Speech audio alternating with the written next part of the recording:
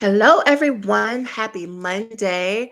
Hope you all are doing well. If you're watching a replay, please go ahead and comment hashtag replay so that I know. If this is your first time seeing me, I am Dr. Marvette Lacy. I work with doctoral students to finish their dissertations in 12 months or less by providing them the structure, the system, and the support that they need to do so. And today I want to talk about the 8 roadblocks or obstacles that are getting in your way to showing up consistent in your routine as a doctoral student. Before I get in there, a lot of students come to me because they'll say something like, "Oh, I just want to be consistent," or "I just want to be disciplined," or "Why can't I just show up and do the things that I know I'm supposed to do?" And maybe you can relate to this. We often think that, well, if I had a clear plan with clear deadlines, then I could show up and I could do that because I know how to do a to-do list. But what I know after helping over 50 people become doctor is that is not true. Someone can tell you exactly what to do. Like in my beginning of my coaching experience, when I would meet with students, I would legit outline their entire proposal or their dissertation. I would even give them prompts. Like if you just respond to this, you would have a full copy or a draft of your dissertation and they wouldn't be able to do it. I would hand them like all you need to do is this and they wouldn't be able to do it. And that is when I got to see very clearly how someone can tell you what to do and you're still not able to take the action because 80% of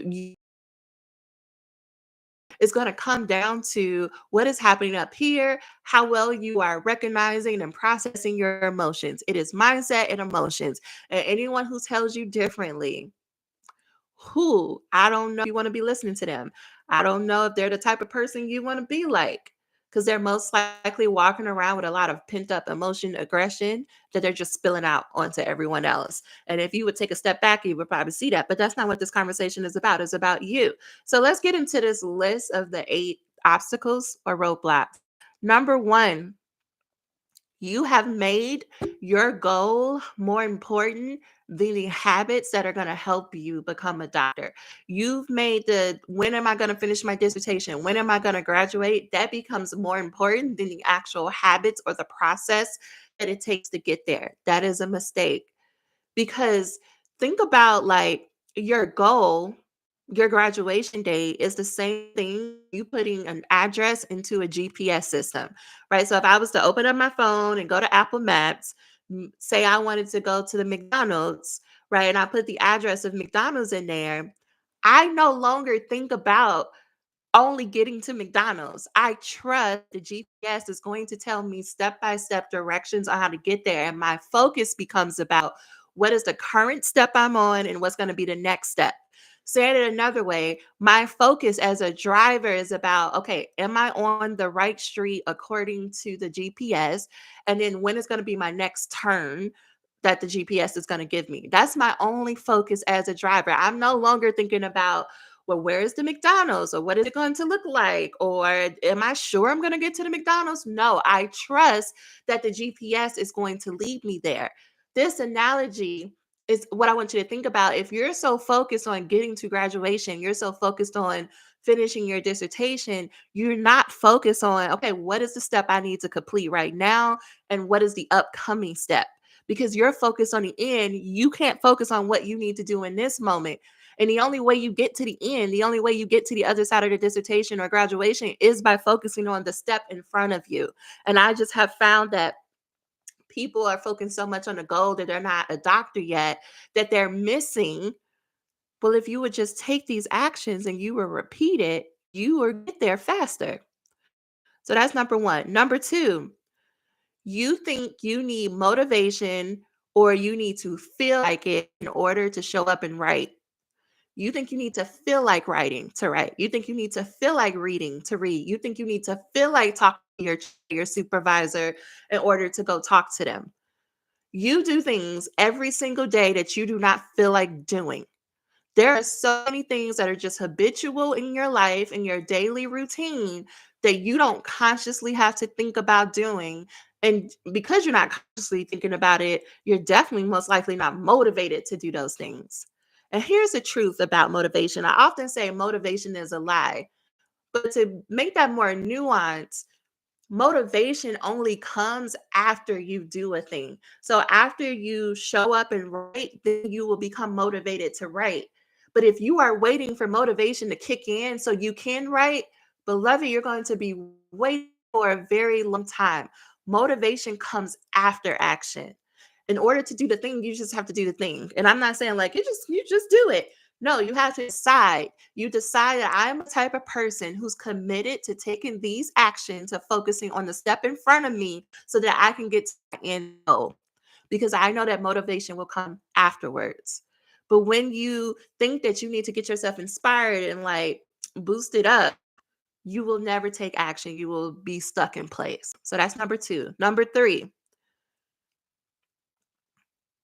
Oh, so I was over here talking to my dad. We gonna skip number three. I'm sure I'm because I repeated it for number one. Okay, so the next one is you argue more why it's not possible than how it could be possible. So a lot of times I'll ask students, what if you could write a chapter in 30 days? Like, what if you can write a very rough draft? I call it a shitty draft in 30 days of your literature review. What if you can finish your literature review in 30 days? And then students would proceed to tell me all the reasons why it's not possible for them to write a literature review in 30 days. They'll say something like, well, I've never been able to do it before, or it's taken me months to write 2 pages, or fill in the blank. And what I tell them is, okay, that same energy that you're putting into telling me all the reasons why it's not possible for you, I want you to match that same energy and tell me why it is. Tell me 5 reasons why it is possible, why it could be possible, why it might be possible. And if you really challenge, I challenge you to do that every day. I challenge you to wake up every morning and give yourself 5 reasons why it is possible for you to become a doctor in the next 12 months. Because those people who focus on how it could be possible, why it might be possible, get further faster than those who are so busy arguing for why it won't ever work. Because your brain doesn't care what you're arguing for. It just wants to know what's the clear assignment. So if you're telling your brain that you will never become a doctor or you will become the doctor, your brain's going to believe whatever you tell it. Whatever you believe is true. Y'all heard that like it's not we're not living in reality. We're all living based on our perception of reality. That's a different conversation for later. Okay, the next one is you keep thinking of what ifs and the ways that like the future ways that something's going to come up and mess things up or why it won't work out for you. An example would be right if we go back to the 30-day literature review. And by the way, if you want to know how to write your literature review in 30 days, hit the link down in the box, the description box, because I have a 30-day literature review workshop. And I walk you step by step on how to do that in 30 days. But here's the thing, in the same way I was just saying, if you're arguing for limitations, people will also argue, like, yeah, I'll write the literature review in 30 days, but my chair still is not going to accept it. So what's the point? But are you a fortune teller? Like, do you have powers that I don't know about? Because if you do, you do, right? I'm not saying you don't. I'm just saying question the story you're telling yourself. How do you know that your chair won't accept it? How do you know that if you take this workshop or you try someone else's program and you just say, okay, let me write this literature review in 30 days, how do you know that your chair still won't like it because they didn't like it in the past because they gave you some unsavory feedback in the past? Are you saying that the past predicts the future? It could, or you could change it because I'm sure you've never been in a doctoral program before, but yet here you are. I'm sure you were not a college student before you became a college student, but you were able to do something you've never done before. And in the same way, could it be true that you could write a literature review in 30 days, even though you've never done it before, because you've proven that to yourself over and over? So think about that. Okay, the next one is, which is the same thing. I haven't done it before, and you're focusing on more on the ways of like how you haven't. So going to the literature review, I haven't written a literature review before in 30 days. Instead of focusing on how are you making progress right now? You may not be where you want to be, but you're making progress in this moment. You pass your courses. You had to pass an exam to become a candidate. You probably participated with your chair, your supervisor, someone else in their research, maybe you wrote papers. So when you tell yourself all the reasons why it makes sense that you're prepared for the dissertation because you did the work, because you took the classes, because you've written papers before, when you remind your brain that we have the skills, we are prepared to write the dissertation, then that allows your brain to go to work to say, okay, how do I transfer the skills of writing a paper in a class to writing a dissertation?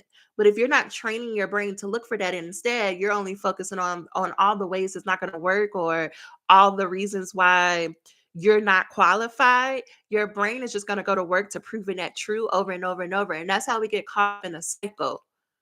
Instead, focus on how have I changed? What have I done?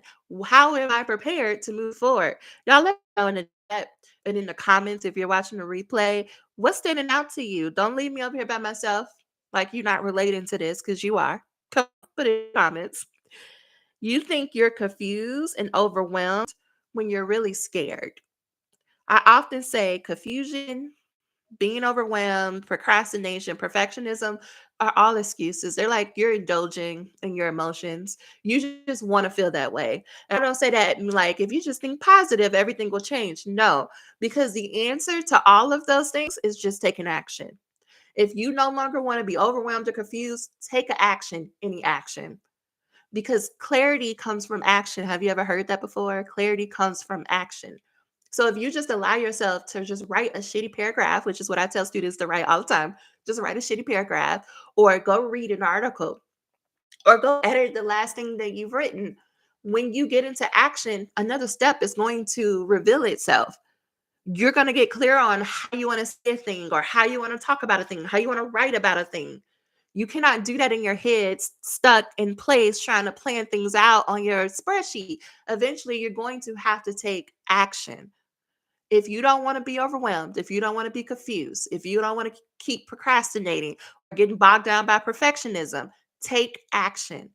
Yes, it may feel like you're doing it wrong. Yes, your brain may say it won't matter, but you have to practice courage and say, but I'm still willing to show up and put in some work. I'm still willing to show up and take an action, even if I think it's the wrong way, because I know that eventually I'm going to get clear on what the right action is. And you may find that more likely the story is you find that the action, making mistakes, failing is how you finish a dissertation, is how you become a doctor. You can't skip that part, y'all. Maybe that should be next week's conversation. And then the last one, you have no energy. You have no energy to be consistent or disciplined. I think about energy in two ways. I think about the physical energy your body needs to operate, and I think about the emotional energy that is behind our actions, our behaviors. Physically, are you sleeping? Do you drink water? Do you eat meals? Do you connect with other people? Do you move your body? Does your body have the physical calories it needs to perform the thinking and the doing action? And here's the thing that blew my mind when I learned it. Your brain will outperform your body every time in terms of the amount of calories it consumes. Your body, in a lot of ways, is a machine. It can just keep going. Your brain, though, takes up so much power. And if you're not eating or drinking water, how are you fueling your brain to do all of this thinking work that you need to do in order to become a doctor? Now, the emotional energy comes from we are experiencing the world, we're experiencing people, and people just do things that we're like, I don't know why you do that, or that reaction that has an emotional response on you.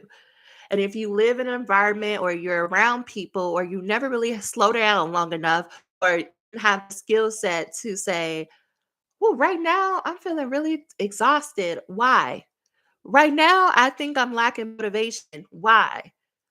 Right now, I don't believe it's possible. I don't feel confident.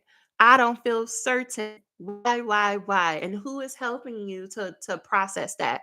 Because those are emotions. And if you are able to sit with an emotion, you got like 90 seconds tops before your body or your brain decides, this is my next emotion." That's a lot of what I do in the group because most of you know how to write a dissertation.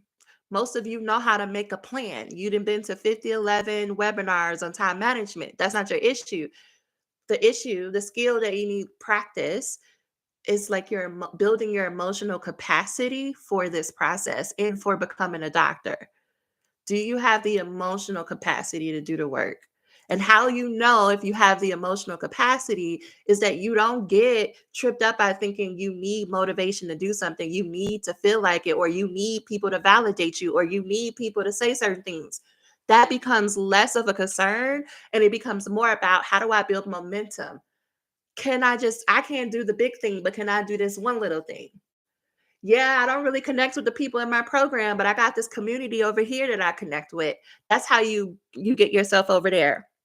Okay, let me wrap this up by saying we have three rules that we follow inside of the institute. We have three rules that I expect students to follow. The first rule is that I expect them to follow the scholar basics every day. It's not about being perfect in them. It's not about doing them each every single day in the same way, but it is about having a practice of the scholar basics. And there are five rules. Number one, 64 ounces of water a day. Go drink you some water. How about you go get a glass of water right now? You can leave this playing, but you go grab some water. We need water. You're probably dehydrated, is why you don't have the physical energy. 64 ounces of water. Number two, go to sleep. Go lay down. Find a bed, find a couch, go lay down for at least 7 hours a day. Now, for some of you, I get that that's hard. Lay down somewhere, though. I swear, water and sleep, if you only focus on those two things, it would make a huge difference. Number three, move your body for at least 10 minutes a day. Especially for the people who can't get 7 hours of sleep, you need to go move. We live a very sedentary lifestyle in this modern world. You need to go move. Go walk to the mailbox, walk around your house, jump up and down, do some stretching, put on a YouTube video, move your body. It will greatly improve your physical and emotional energy. Number four, journal out your thoughts. You can either write them out or you can verbalize them, but you need to do an action behind them, because you just thinking about it up here sounds completely different than when you say it out loud or you write it on paper. Because when you say it out loud or write it on paper, you're forced to hear or see, oh, this is what's been going on in my mind. This has been swirling around in my mind, and there's no room for your dissertation because you're on all this other stuff. You need a way to let it out. And then the last basic is write a shitty paragraph. A shitty paragraph is just a collection of four sentences that you put together. They may not have anything to do with one another. It may be full of typos.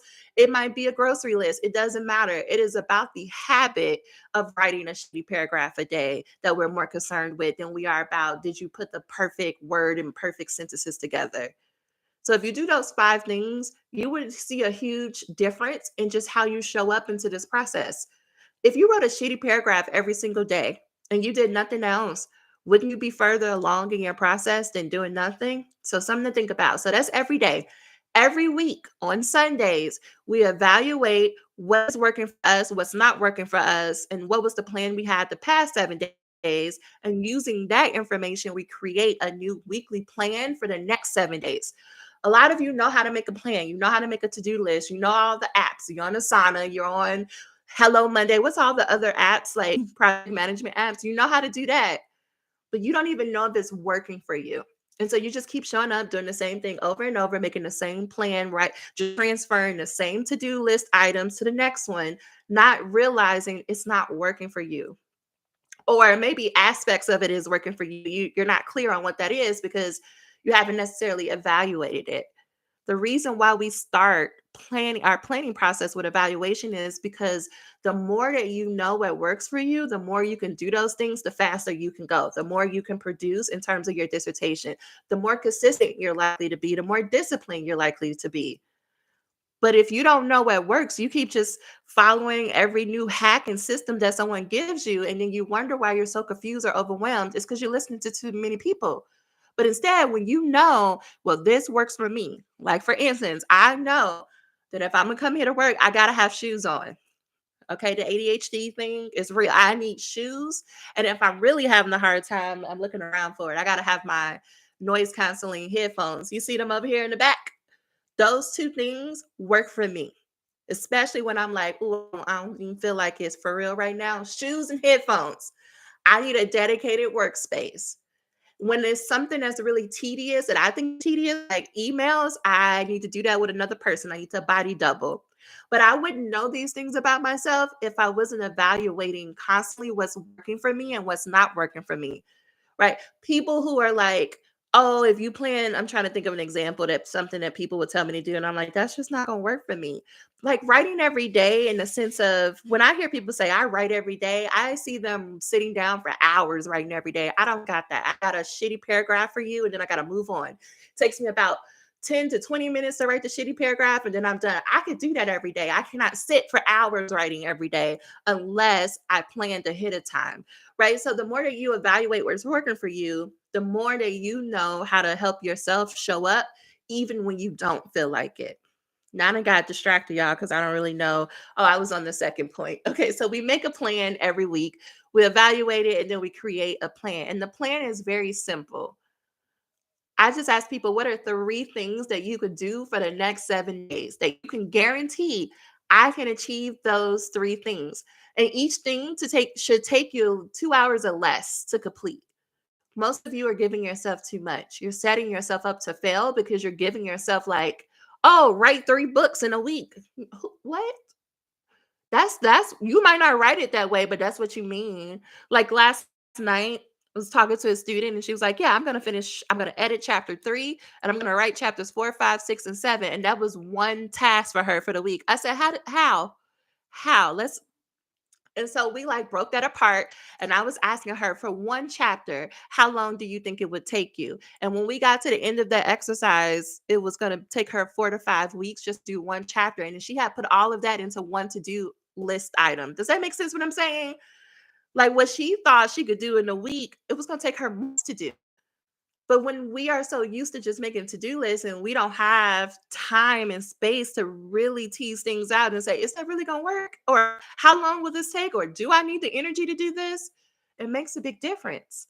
So evaluate and create a plan every week. And then the last rule is to meet with your chair, or your supervisor at least once a month.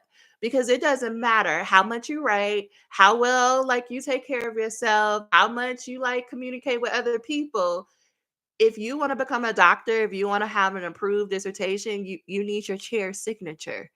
And you can't get their signature if you are avoiding them, if you're hiding from them, if you don't go speak with them, if you are talking to everyone else but them. What I see students do a lot is they'll say like, "Oh yeah, I finished my findings chapter, but before I give it to my chair, I wanted to give it to my friend. I wanted to give it to this other person I know who's doing similar research at this institution across the country.